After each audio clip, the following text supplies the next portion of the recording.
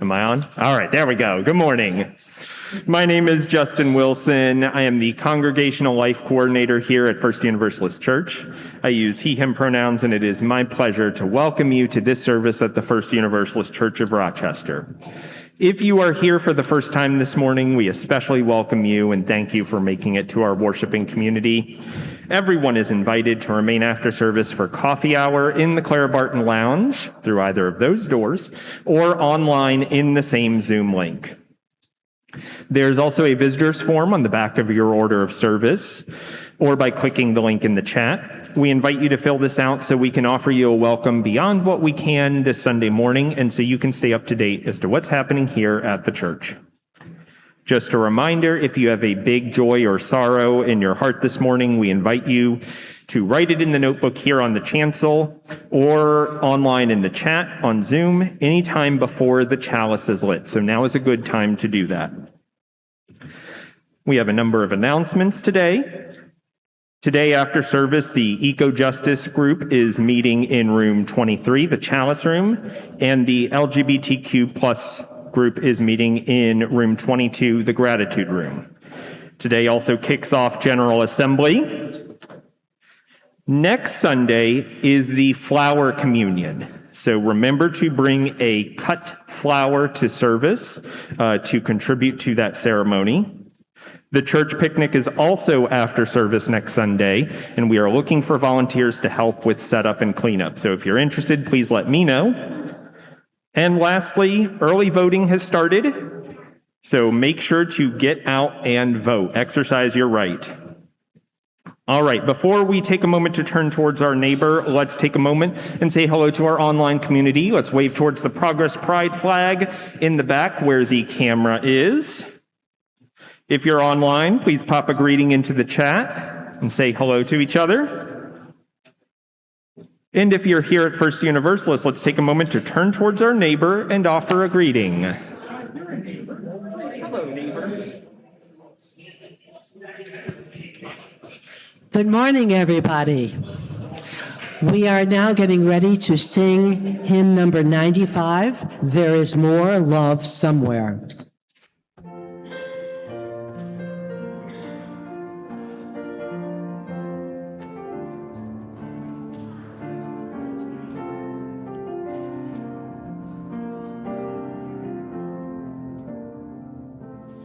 There is more love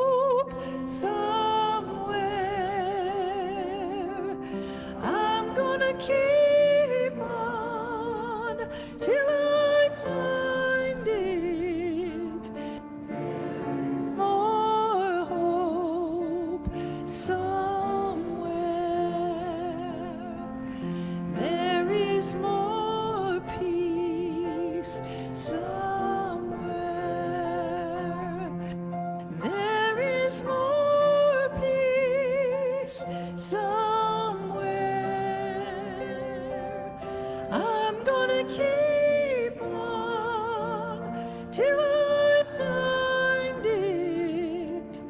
There is more peace somewhere.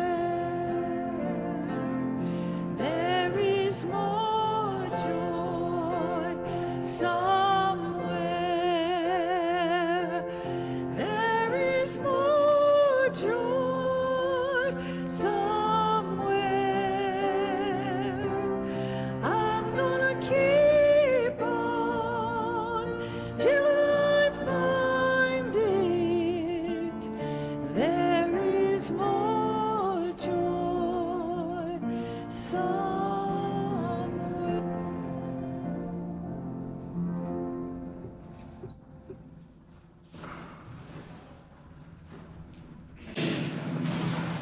That hymn almost makes me want to cry. The song, The Impossible Dream, is so beautiful and so compelling because it is really a metaphor for life. We all dream, and we all try to go in the direction of our dreams. But the path can be rocky with a myriad of obstacles, so we may take 3 steps forward, only to end up taking 3 steps back. I always knew I wanted to be a teacher.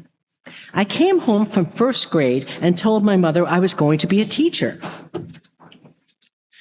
But there were many lessons I faced along the way that taught me what kind of teacher I wanted to be. In 9th grade, I lent my science notebook to my friend who had been out sick. When our notebooks were graded and returned, she had a B+, and I had an F. When I looked at her notebook, I discovered what I had done wrong. I discovered she had copied my notebook word for word.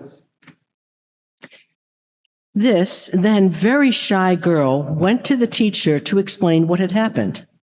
The teacher said, because I was quiet, she thought I had copied. I said, since the notebooks were the same, we should either both have B+ or both have Fs. 3 steps forward after 3 steps back. I would never assume a quiet student didn't know anything. My sophomore year in college, I was in an English class required for English majors. When the professor asked for the interpretation of a poem we had read, he called on every student in the class but me. Then he called on others a second time and still did not call on me. I left that classroom and never returned. 3 steps back. I went to summer school that summer and took the class from another professor. 3 steps forward. There is more than one way to do things. My senior year in college, I student taught in SOTUS. In the fall of the year, there were many migrant workers picking apples. In those days, the migrant workers were African American.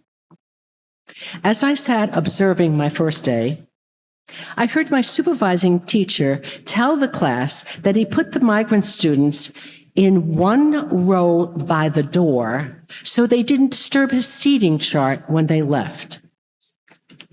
And he put their names at the bottom of his grade book so they didn't disrupt his grade book when they left. 3 steps back. After class, he asked me when I wanted to start teaching. I said, tomorrow.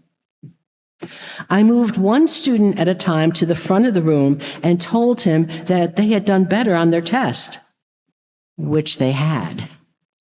1 step forward. At the end of student teaching, my supervising teacher said that he wasn't going to seat them in one row by the door anymore. 3 steps forward. Life is not easy. We go through each day taking steps forward, backward, sideways, or standing in place because we are living with all the hope that is in our hearts.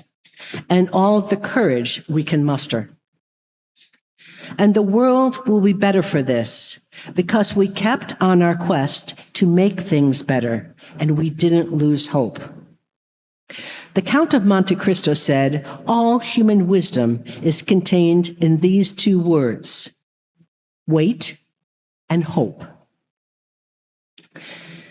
We keep on keeping on, never losing sight of the impossible dream. So let us keep moving in the direction of our impossible dreams. Come, let us worship together. Will Dwight Montague come forward to light our chalice at First Universalist Church, and you light a chalice in your own homes. Please join me in our chalice lighting words, spoken in unison. May we be a people of welcome, here to grow in heart and mind and spirit, and may we reach out to serve our community. Please rise in body or in spirit for our affirmation of faith. Love is the doctrine of this church. The quest for truth is its sacrament, and service is its prayer. To dwell together in peace, to seek knowledge and freedom, to serve humanity in fellowship, to the end that all souls shall grow into harmony with the source and meaning of life. Thus do we covenant with each other and with all. I invite you now into the spiritual practice of generosity. The good work of this church is funded by the gifts you give. Part of that good work is the Committee on Ministry, which works with our senior minister to oversee the overall state of the church's ministry. Would any members of the Committee on Ministry present raise your hands here or online?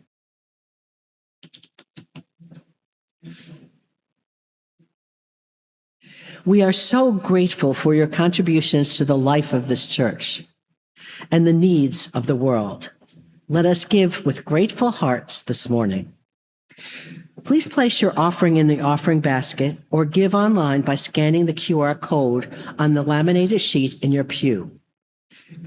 This is also a great time to place visitors' forms in the offering basket. For folks online, please click the link in the chat to give to First Universalist Church. Thank you for your generosity. This morning's offering will now be gratefully received.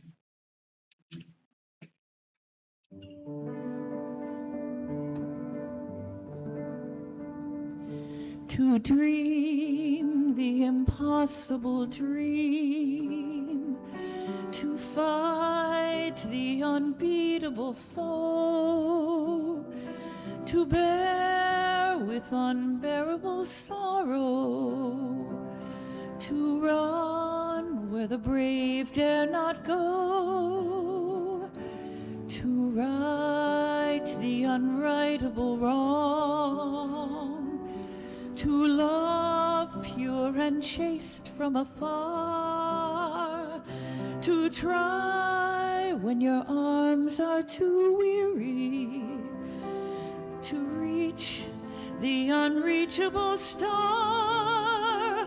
This is my quest, to follow that star, no matter how hopeless, no matter how far, to fight for the right without question or pause, to be willing to march into hell for a heavenly cause.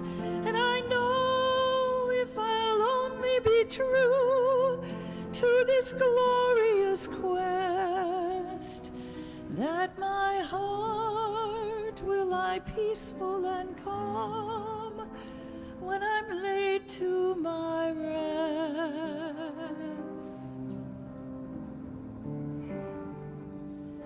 And the world will be better for this, that one soul scorned bond and covered with scars, still strove with their last ounce of courage to reach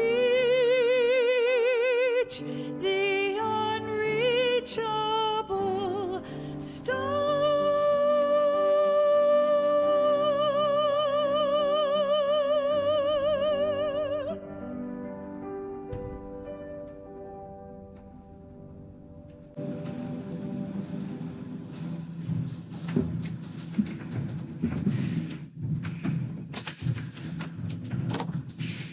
Should we put down the blanket still? All right.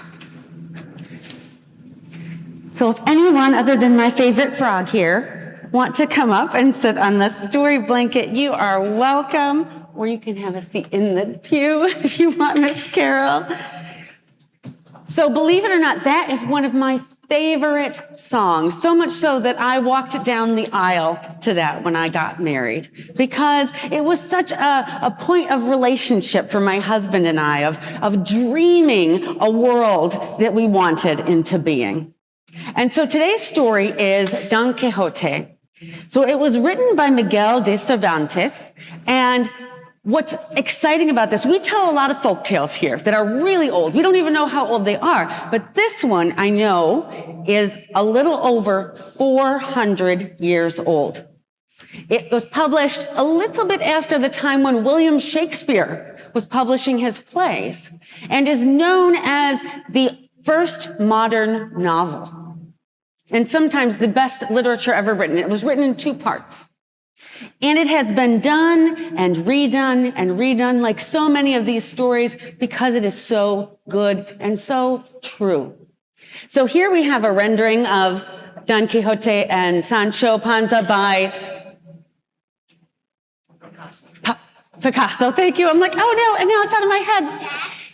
Yes, and a statue, and that one is in Spain. The author was from Spain. That's in Madrid. And so there's many paintings and statues and images and retellings and plays and even a musical, but we'll get to that. Also, it's been done, of course, for kids in cartoons, and of course, even Disney got in on the action. So the musical of Don Quixote is called Man of La Mancha, and that is where the song that Anne sang today was, and another one will be sung later. And so the story goes, and I love Peter O'Toole in this role. There was a rich old man who, he was getting older, and as we know, our bodies and our minds, they don't work quite as well as we get older. And he dove into stories. He loved to read stories of knights on quests and errands and doing the right thing, and like that song before, and having a friend by their side, a squire who would go with them, and that they would find a lady of virtue, that they would do all these quests in their honor and their name. Well, he was reading these stories, and often people say he just kind of snapped and decided he was, but I think there might have been more choice involved than crazy, at least to begin with. That he decided, after this life of leisure, and in many ways doing not much his whole life, that he was going to become a knight-errant named Don Quixote. And he found whatever he could that looked like armor in his house. Of course, it wasn't like really good armor, and it didn't look that great, but he put it on anyways, and like his sword ended up becoming like this coiled spring, and he tied together 2 sticks to be his lance, like he was jousting. And so first he had to go and find his companion, Sancho. And of course, the person he chose, first thought was he was crazy. But then, as Don Quixote kept believing him into the role, to say what a great companion and how loyal and how strong he was, he just had like a normal labor job. But Don Quixote believed that he was more than that. And so he decided to leave his job and his previous name behind and become Sancho Panza, his squire and friend. And then they went on quests. Now, you'd think, again, maybe it was part imagination, part confusion. Don Quixote decided he was going to defeat these giants who had taken over this land. And he took out his jousting rod and went running toward the giants, and Sancho was warning him, no, it's just a windmill. And you could see a little bit in the side corner how the windmill defeated him. But Don Quixote said, no, it was the evil sorcerer transformed the giants into a windmill at the last minute, seizing my victory from me. And so injured, Sancho took Don Quixote to an inn nearby where he met someone he thought would be his Dulcinea, his lady of virtue, who he would commit all of his good deeds to. Well, the woman who was there working at the tavern had had a very rough life. She did not feel like a princess or a lady of virtue. But he believed that she was, and he told her that she was worthy. Of course, unfortunately, later that night, when she started to put that role on herself as a lady of virtue and worth, some other people who already knew her said, no, you're not, and decided to put her in her place by assaulting her and beating her up. And so the next day, she was angry with Don Quixote. She said, leave me alone. My life was already hard, and you've made it harder by giving me hope. And then the world taking it away from me again. And of course, Don Quixote felt terrible, but he's like, I will continue to commit myself to you. So back home at the ranch, Don Quixote didn't have any children, but he had a niece who was set to take care of him. And she found it very embarrassing that her uncle was going around gallivanting, thinking that he was a knight. And she called on a doctor friend who said, okay, I can go and get him and bring him home, but you'll have to indulge me. I can't just go and confront him. I have to step into his fantasy. And so the doctor dressed up like a knight himself and challenged Don Quixote and said, Dulcinea is not a lady of virtue. She's just a tavern maid. And of course, Don Quixote answered the challenge and said, I will fight you for it. I will fight for her, my lady. And they fought, and the Knight of Mirrors used the Shield of Mirrors to try to show Don Quixote what he really looked like, that maybe he didn't really look like a knight, even though he felt like a knight, right? And so he was trying to be mean and say, you're not a knight. Look at yourself. Look like this. But more than anything, it was the threat. So the knight beat him in combat. And he said, I'm going to go and you're going to go and tell everyone that Dulcinea is not a good person. And Don Quixote said, I will do anything and everything if you do not do that. Again, standing up for people and who they are. But this doctor, knowing how to trick him, said, okay, I won't say that, but you need to stop going on quests and you need to go home and stay there and retire from being a knight. And it broke his heart. But he went anyways. And because his heart was so broken that he was not able to live his dream of what he knew and wanted to be in the world, he started to fall ill. And it looked like he was dying. And so Sancho went to go and get Dulcinea and say, this is not okay. Our friend, he's dying. He believed in us and we need to believe in him. And so Dulcinea, pictured here, is trying to get through to Don Quixote on his would-be deathbed and starts singing to him the same songs that he sang to her to remind him of who he truly is on the inside, his dream of his best imagined self, to help him to come back to who he is, using their imagination and creativity, putting aside what doesn't work, taking on new names and identities to be who they really, truly are. And it gets through to him.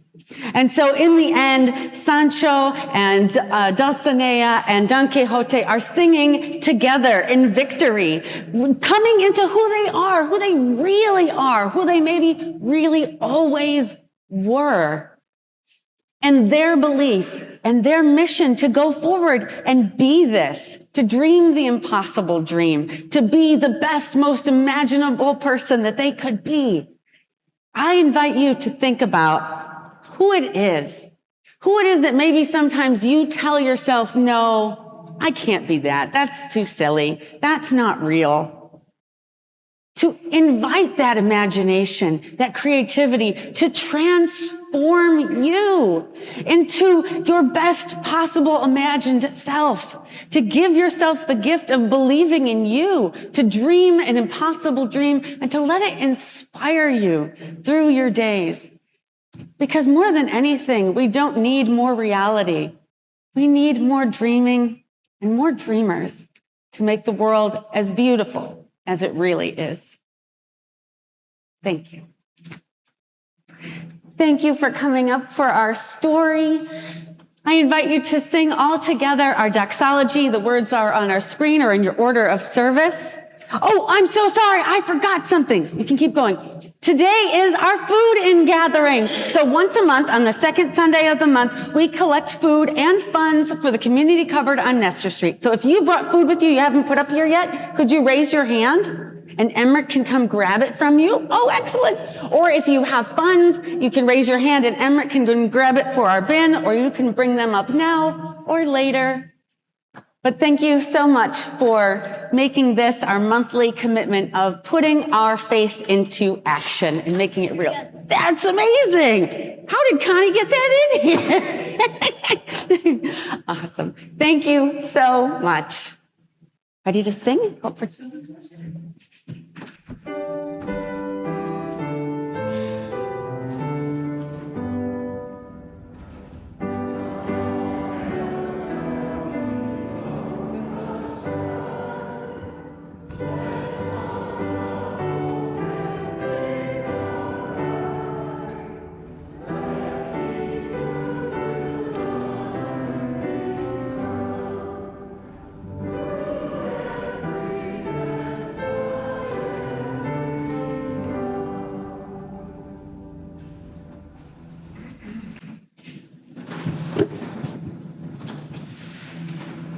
I invite you now into this reverent time of sharing the joys and sorrows of our gathered community.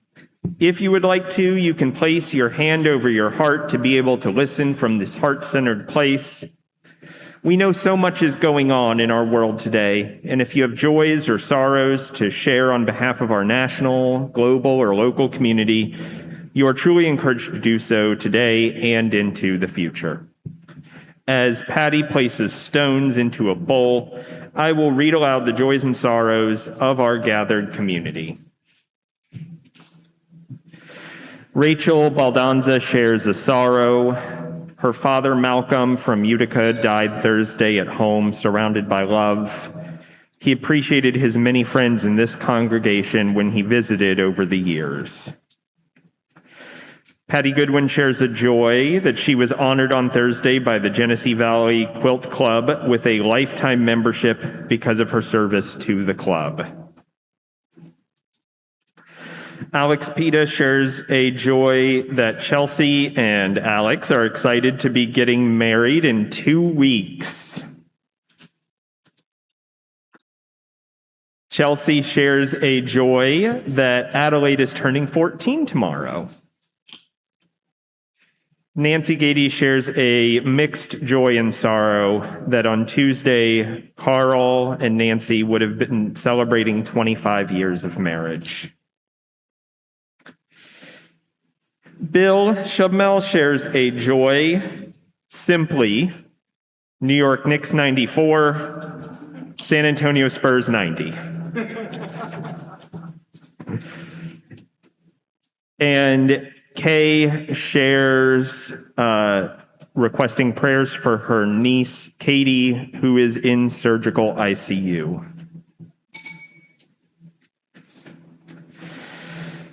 Today, we share in a community ritual to honor the many joys and sorrows we bring into this space, whether read aloud or kept in the quiet and silent sanctuaries of our heart. In a moment, those here in person are invited to come forward to drop stones into the bowls. If you need to remain seated, please raise your hand or signal someone nearby, and we can come to you with a bowl to drop stones in. If you're joining online, please send a heart emoji in the meeting chat instead of a stone. Let us join in this collective ritual of honoring the joys and sorrows of us all.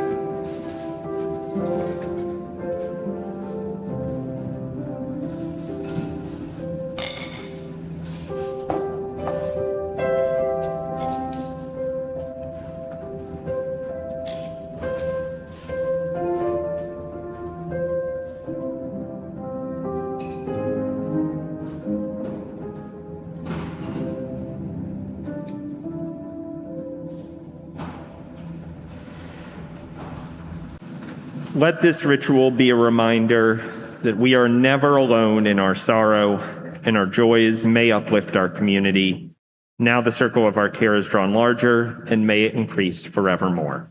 Amen.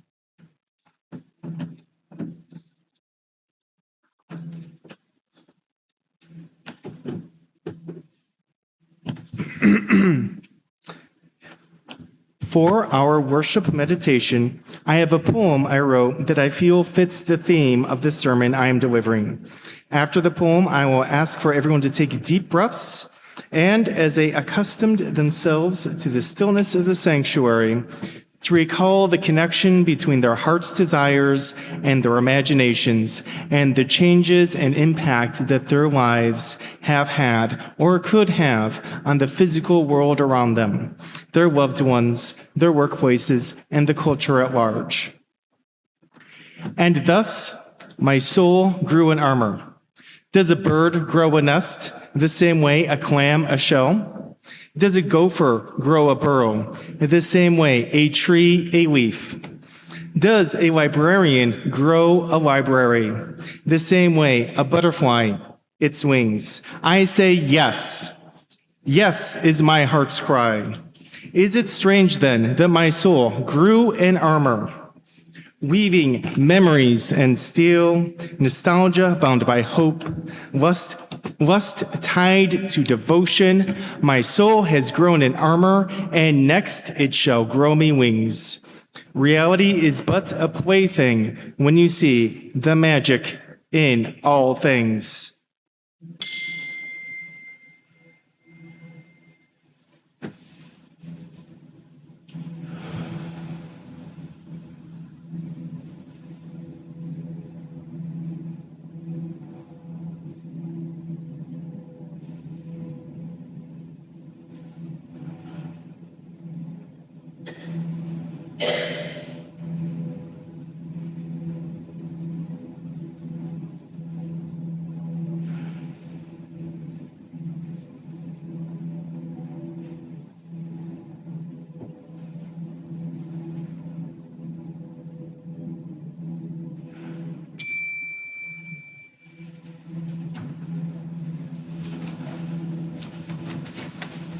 Amen. Blessed be. May it be so. We will now have the hymn of contemplation. How could anyone? 1053.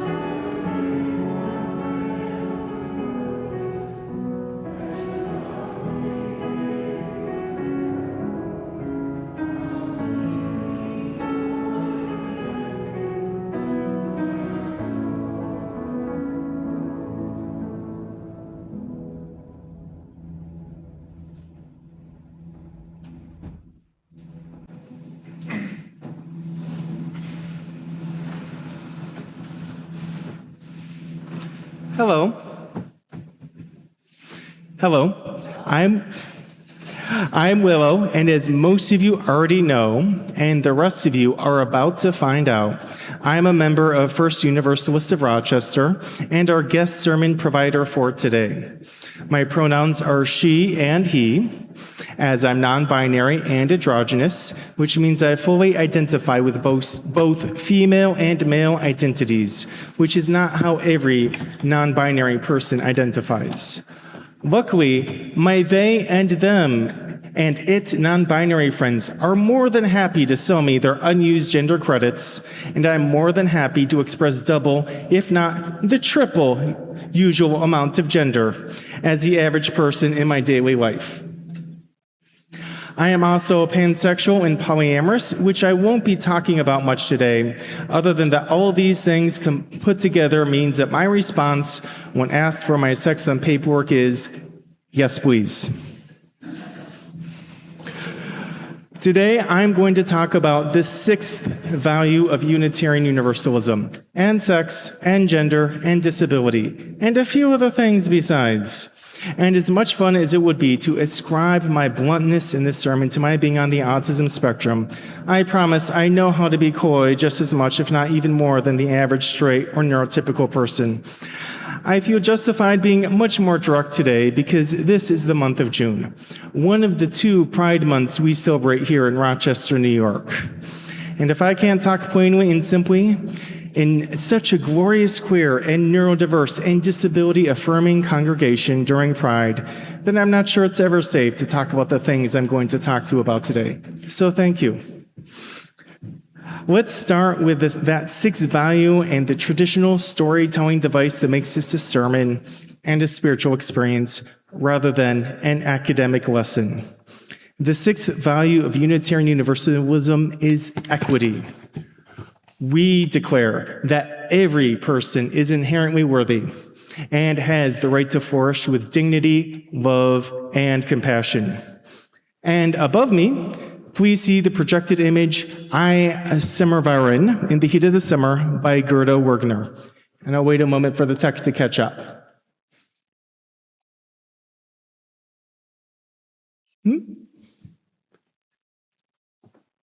Nope, not that one.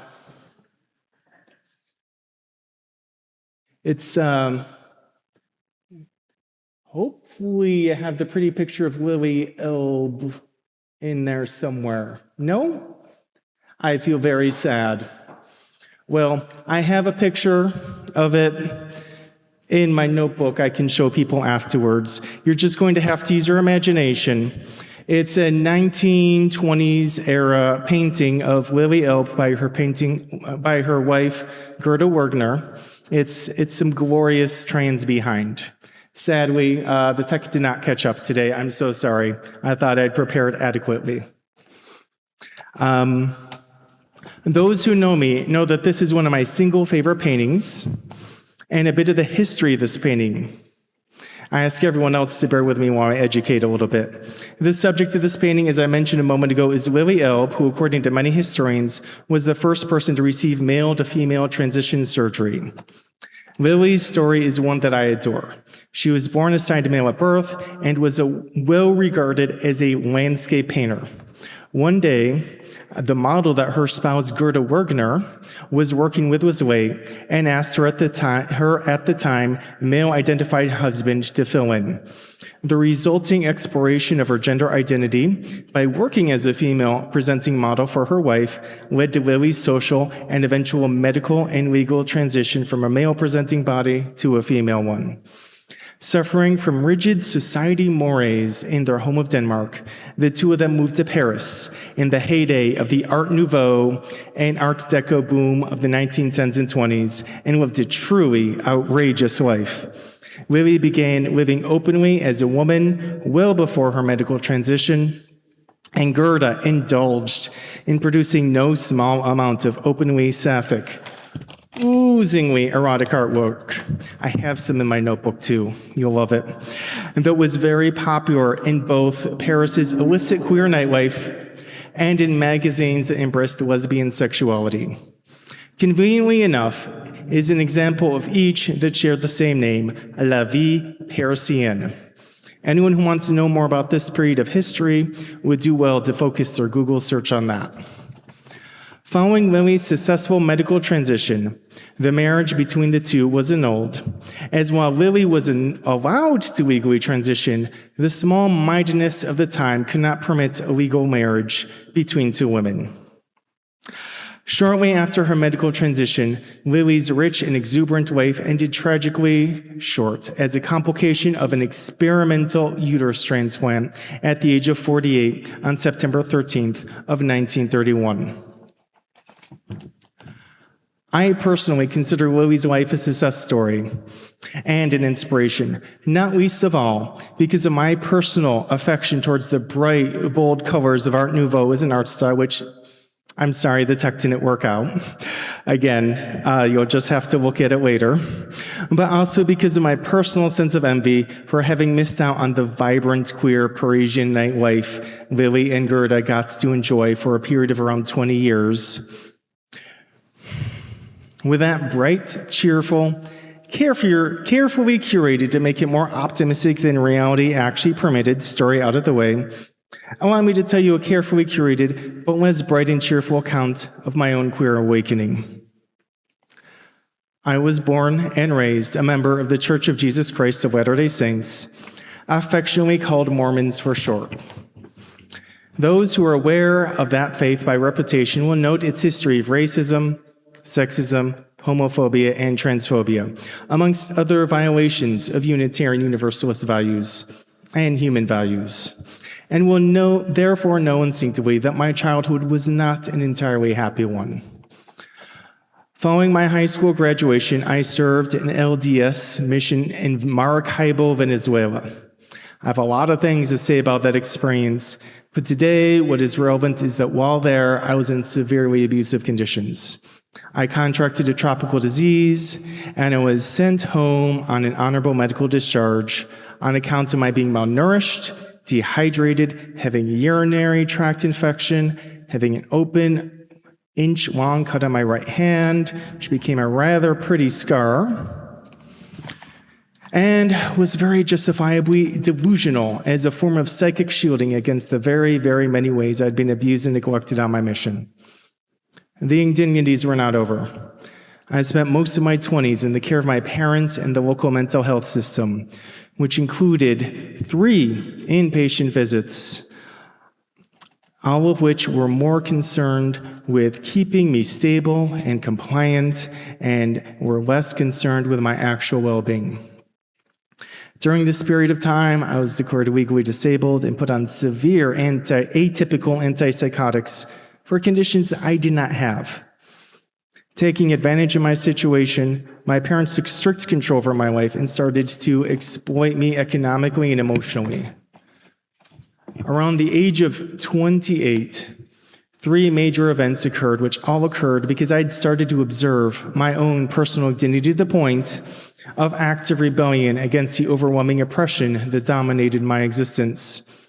First, I got off the psychoactive medications for the conditions that I did not have against medical advice. Medications were in fact more debilitating than the actual conditions that my medical staff claimed that I had had. Second, using the internet, I discovered the joy of self-pleasure and self-love, a joy that had been denied me my entire adult life through a combination of religious stigma and hormonal imbalances caused by my prescriptions. Third, I left the LDS faith, which led to my parents to rather unceremoniously kick me out of their home in a misguided effort to protect my younger siblings from my corrosive and corrupting influence. I am happy to report that all of my 6 siblings eventually left my parents' faith, and several of them are various forms of gender nonconforming now. I cannot explain to you in words how desperate I was at the time.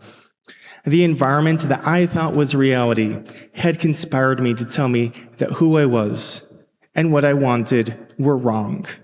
And that version of the reality had the force of religious and medical institutions and family structures that had controlled my entire adult life. Structures that had told me that I was less than. Structures that told me that as I would never amount to anything due to my disability status, also told me that I was never to enjoy the pleasures of the flesh, joys of raising a family, and that the purpose of my life was literally to act in direct subordination to those who could. I am not exaggerating in this phrasing. My mom literally said straight to my face that she thought it was God's will that I'd almost died on my mission because my being home allowed her to help her raise her children, my siblings. Never mind my own goals, needs, desires, or hopes. She literally saw me as a God-given gift, an extension of her own goals for her life, rather than someone with inherent worth and dignity of my own, worthy of flourishing independently of her. Leaving that environment, learning to take control of my own life and my own identity was more challenging than I have time to describe. Eventually, after a lot of awkward, exhausting, and frankly humiliating explorations of my various identities, I left my sleepy, conservative hometown in the middle of nowhere and moved here to Rochester, New York. It's not quite the thriving, vibrant, sapphic, sex-positive environment that Lili Elbe and Greta Wergener enjoyed in the 1910s and 20s. But it is very queer, and it is welcoming, and it has a lovely LGBTQIA plus nightlife and art scene if you know where to look. And unlike the mythical construction of 1920s Paris I've constructed in my mind, thanks to the painting that I'll show everyone afterwards, it's real, it's queer, and I'm here. At this point, you might be asking, why are you telling us this rather than your therapist? The truth of that matter is I have talked to quite a few therapists about this, and I plan to continue to talk about it quite a few more times. Not ever going to stop, really. I have also written a draft of my personal memoirs, which contains the above story, which I have shared with a rather sizable number of my friends and acquaintances. The point of me telling this very personal story is because my story is not unique. I've met no small amount of trans and queer people here in Rochester who quite explicitly came here fleeing their small-minded hometowns just like me.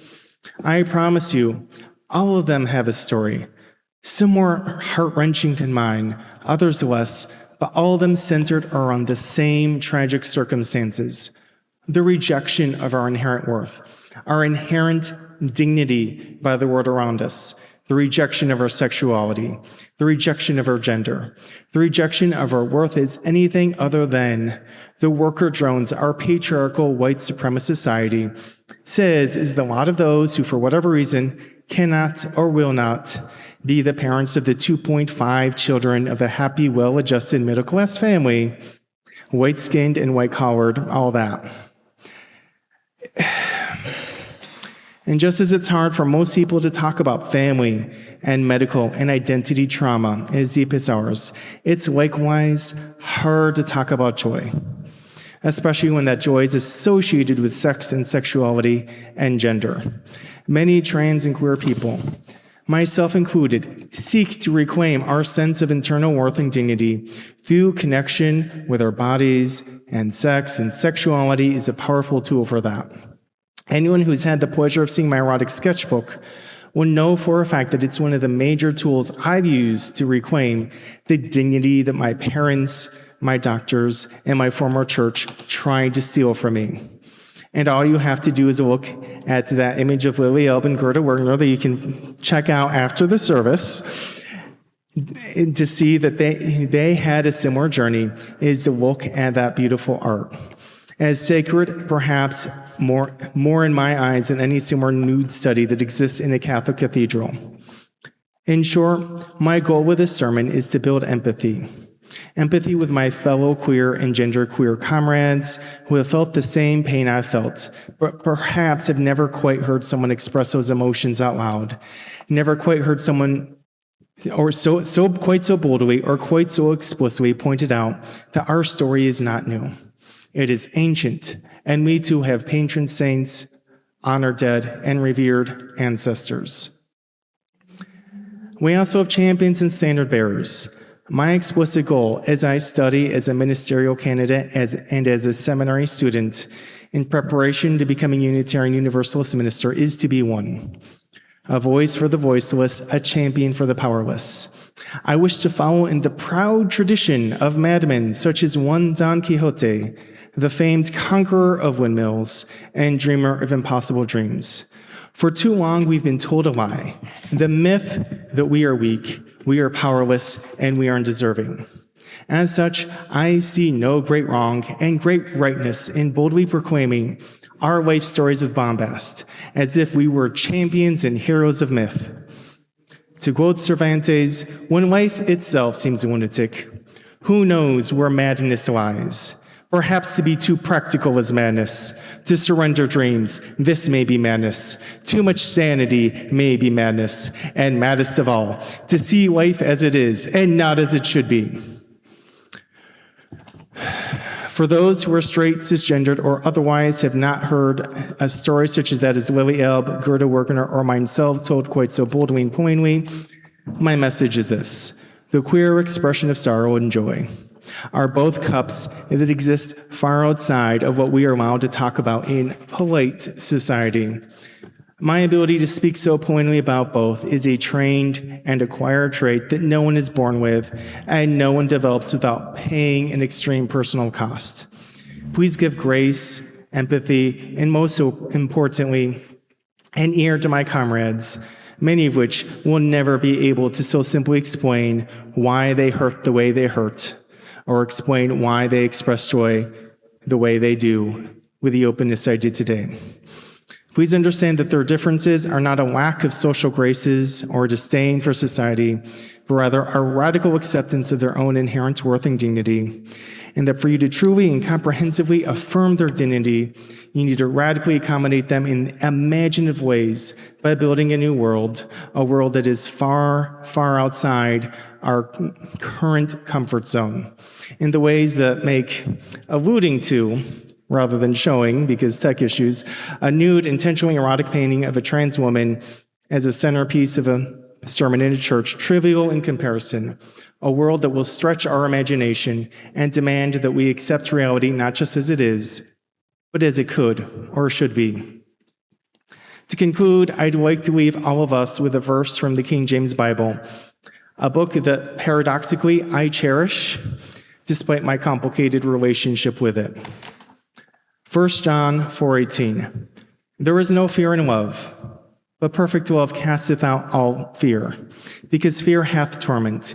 He that feareth is not made perfect in love. I do not expect anyone here, myself included, to be perfect, but I challenge all of you and myself to heed the words of John the Apostle the best you can, not only this month, but going forward. Commit yourself to perfect love. A love that affirms the dignity and worth of every human soul, including your own.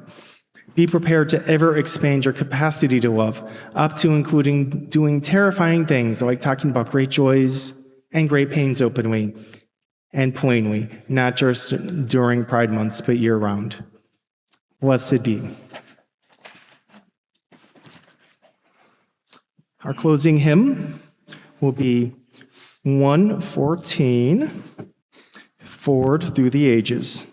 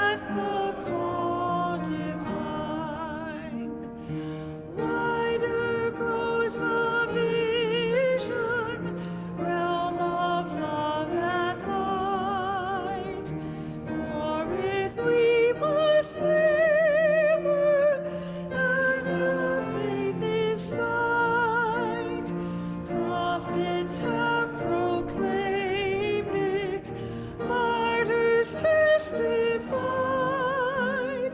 Man is sorry, heroes for it died. Forward through the ages in unbroken line, move the faithful spirits at the call divine. Not alone we conquer, not alone we fall. In each loss or triumph, lose or triumph all, bound by God's far purpose in one living whole. Move we on together to the shining goal. Forward through the ages in unbroken line, move the faithful spirits.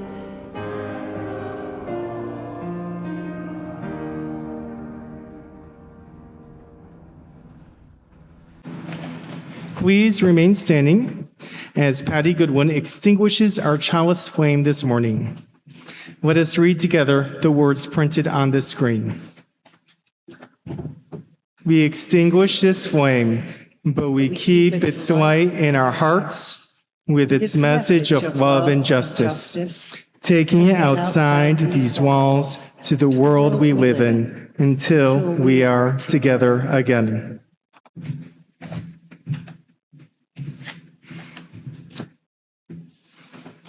And as we conclude our service, the online congregation is invited to switch to gallery view.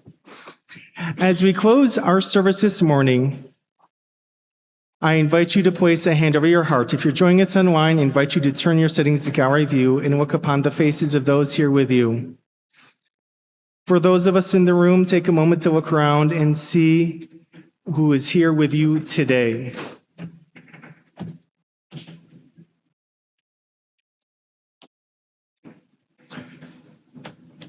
We have come to the end of our service, but not our calling in the world. We close our time together with a humble reminder that justice and equity are our spiritual practices to embrace each day and every day. We are blessed to be the embodiment of what is possible when justice and equity ground us in all that we do. May we go forth with the light and warmth of our chalice in our hearts until we are together again. By Rebecca Savage. Everyone is invited to join us in the coffee hour immediately after the service in the Clara Balton Lounge or online in the current Zoom meeting. We hope to see you there. And please stay seated as I torment your ears with the postlude as I'm a joyful noise.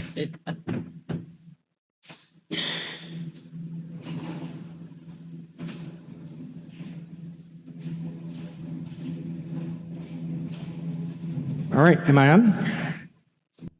All right. May I set the stage? I shall impersonate a man. Come, enter into my imagination and see him. His name, Alonso Quijana, a country squire, no longer young, bony, hollow-faced, eyes that burn with a fire of inner vision. Being retired, he has much time for books. He studies them from morn to night, and often through the night as well. And all he reads oppresses him, fills him with indignation at man's murderous ways towards man. And he conceives the strangest project ever imagined, to become a knight-errant and sally forth into the world to right all wrongs. No longer shall he be plain Alonso Quijana, but a dauntless knight known as Don Quixote de la Mancha. Hear me now, O thou bleak and unbearable world. Thou art base and debauched as can be. And a knight with his banners all bravely unfurled now throws down his gauntlet to thee. I am Don Quixote, the Lord of La Mancha. My destiny calls and I go. And the wild winds of fortune will carry me onward, oh, whithersoever they blow. Whithersoever they blow. Onward to glory I go. Hear me, heathens and wizards and serpents of sin. All your dastardly doings are past. For a holy endeavor is now to begin, and virtue shall triumph at last. I am Don Quixote, the Lord of La Mancha. My destiny calls and I go. And the wild winds of fortune will carry me onward, oh, whithersoever they blow. Whithersoever they blow. Onward to glory